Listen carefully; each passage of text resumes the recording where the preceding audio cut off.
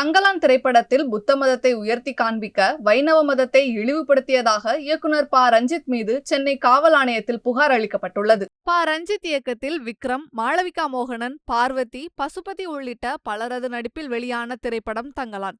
ஞானவேல் ராஜா தயாரிப்பில் வெளியான இப்படத்திற்கு ஜி.வி. பிரகாஷ் இசையமைத்துள்ளார். KGF தங்க சுரங்கத்தில் மர்மங்களும் பேய்களும் நிறைந்த ஒரு இடத்தில் தங்கம் இருப்பதாக தெரிய வருகிறது. அதனை அடைய நினைக்கும் ஆங்கிலேயர் ஒருவர் அதற்காக உழைக்கும் மக்களின் உதவியை நாடுகிறார். அதைத் தொடர்ந்து அவர்கள் எவ்வாறு தங்கத்தை மீட்டார்கள் என்பதே படத்தின் கதை.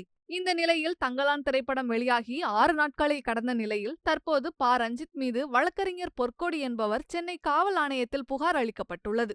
தங்கலான் படத்தில் புத்த மதத்தை உயர்வாக காண்பிப்பதற்காக வைணவ மதத்தை இழிவுபடுத்தப்பட்டுள்ள காட்சிகள் இடம்பெற்றுள்ளதாக அவர் குற்றம் சாட்டியுள்ளார்.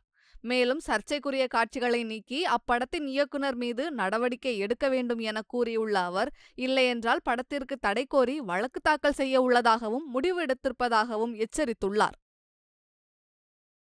செய்திகளை உள்ளது உள்ளபடி தெரிந்து கொள்ள ரெஃப்ளெக்ட் நியூஸை சப்ஸ்கிரைப் பண்ணுங்க.